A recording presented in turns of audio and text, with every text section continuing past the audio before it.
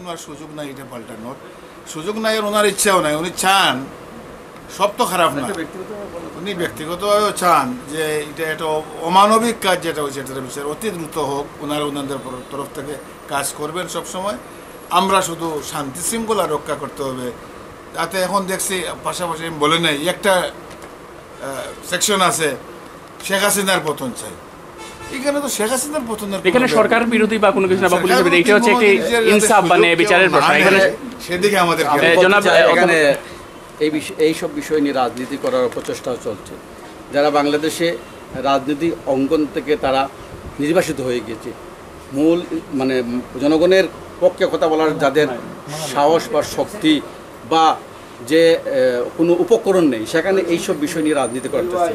শেখ হাসিনা ক্ষমতায় আছেন বলেই এই সব অপকর্মের বিচার হচ্ছে, এটার হবে, এটা আশ্বস্ত করতে চাই। হ্যাঁ, পুলিশের বিষয় যেটা বলা হচ্ছে, পুলিশের তদন্ত রিপোর্টটা আমরা দেখব।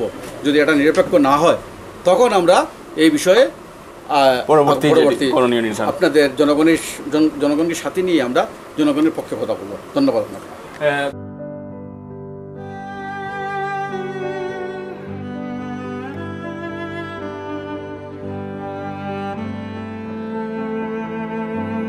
তার বিষয় যখন গণমাধ্যমে চলে আসে, তখন বিষয়টা স্যার গণমাধ্যমের মাধ্যমে জানতে পারেন আমাদের পররাষ্ট্রমন্ত্রী মহোদয়, এবং বিষয়টা আমি ওনাকে অবগত করি।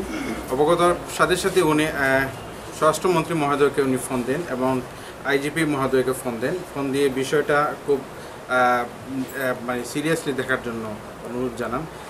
সেই সাথে সাথে আপনারা জানেন যে এর পরবর্তীতে 4 জনকে শোকজ করা হয়েছে। এবং 4 জনকে আসলে কি করা হয়েছে? সাময়িক একটা স্যার আমাকে এখন পাঠিয়েছেন এবং আওয়ামী লীগের নেতাকর্মীদেরকে অবগত করতে বলেছেন যে বিষয়টা সবাই দেখে দেওয়ার জন্য। আমি এসেছি এখানে স্যারের পক্ষ থেকে। স্যার যেহেতু আমাকে পাঠিয়েছেন এবং বলেছেন যে এই পরিবারের সকল আইনের যতটুকু সহযোগিতা লাগে উনি সর্বাত্মক চেষ্টা করবেন। এবং রায়হান আহমেদ, আমরা শুনেছি যে ওনার আমেরিকা যাওয়ার কথা ছিল, তো ওনাদের পরিবারে যে কোনো রকম সহযোগিতা লাগে, যেরকম সহযোগিতা লাগে মন্ত্রী মহোদয় এটা করবেন বলে আমাকে জানিয়েছেন। এই জন্য আমি এখানে এসেছি। এবং এই বিচার ব্যবস্থা যে জজ মিয়ার মতো যাতে কোনো নাটক না সাজানো হয় সে বিষয়ে মন্ত্রী মহোদয় সচেষ্ট আছেন এবং সর্বাত্মক সহযোগিতা করবেন এবং সবাইকে গণমাধ্যম কর্মী এবং আমাদের আওয়ামী লীগের নেতাকর্মী সবাইকে একসাথে কাজ করার জন্য আশা ব্যক্ত করেছেন।